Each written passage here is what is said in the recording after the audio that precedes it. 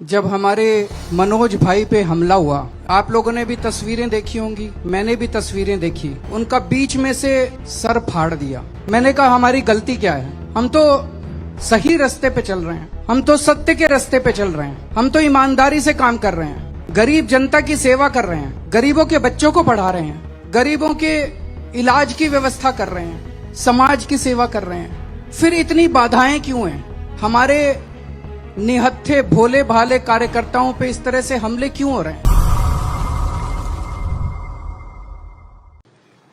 मैं पिछले कुछ दिनों से काफी पीड़ा में था। अभी 3 दिन पहले जब हमारे मनोज भाई पे हमला हुआ, आप लोगों ने भी तस्वीरें देखी होंगी, मैंने भी तस्वीरें देखी।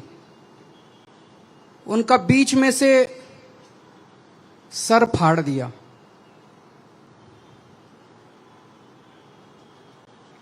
मैं 3 दिन सो नहीं पाया। आज यहां आके जब अभी हम आरती कर रहे थे, मैंने आंख बंद करके प्रभु से पूछा, मैंने कहा हमारी गलती क्या है? हम तो सही रास्ते पे चल रहे हैं, हम तो सत्य के रास्ते पे चल रहे हैं, हम तो ईमानदारी से काम कर रहे हैं, गरीब जनता की सेवा कर रहे हैं, गरीबों के बच्चों को पढ़ा रहे हैं, गरीबों के इलाज की व्यवस्था कर रहे हैं, समाज की सेवा कर रहे हैं। फिर इतनी बाधाएं क्यों हैं? हमारे निहत्थे भोले भाले कार्यकर्ताओं पे इस तरह से हमले क्यों हो रहे हैं? मुझे एक आवाज आई, ऐसे लगा जैसे प्रभु स्वयं बोल रहे हैं कि अगर तुम सत्य के रास्ते पे चल रहे हो तो बाधाएं आएंगी, और बहुत सारी बाधाएं आएंगी। अगर आज बेईमानी करना चालू कर दो तो रास्ता बड़ा सरल है, बाधाएं सारी खत्म हो जाएंगी।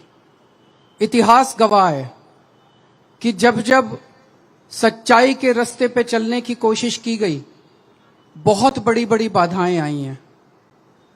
प्रभु ने कहा इसी रास्ते पे चलते रहो, अच्छा काम कर रहे हो, जब तक इसी रास्ते पे चल रहे हो मेरा आशीर्वाद तुम्हारे साथ है, कोई तुम्हारा कुछ नहीं बिगाड़ सकता। अगर रास्ते से भटक गए, अगर झूठ का सहारा लिया, बेईमानी शुरू की, तो मेरा आशीर्वाद तुम्हारे ऊपर नहीं रहेगा। दोस्तों, ये स्थान, ये पंडाल बहुत ही अद्भुत पंडाल है। आज हम यहाँ पे गणपति जी के सामने प्रण लेके जाएं कि हमें एक भ्रष्टाचार मुक्त भारत का निर्माण करना है। हमें एक ऐसी व्यवस्था लानी है कि इस देश के हर बच्चे को अच्छी से अच्छी शिक्षा मिले। हमें एक ऐसी व्यवस्था लानी है जिसमें इस देश का हर व्यक्ति खुशहाल हो, हर व्यक्ति सुखी हो, हमारे देश के अंदर सुख शांति हो, चारों तरफ समृद्धि हो, गरीबी दूर हो, अशिक्षा दूर हो। तभी हमारा देश दुनिया का नंबर 1 देश बनेगा। हमारे लोगों में बड़ी ताकत है, हमारे देश के लोगों में बड़ी ताकत है। हमारे देश के लोग बहुत इंटेलिजेंट हैं। व्यवस्था खराब है, इस व्यवस्था को बदलना है। आज हम सब लोग यहां से प्रण लेके जाएंगे कि हम सब मिलके इस व्यवस्था को बदलेंगे। बहुत बहुत शुक्रिया।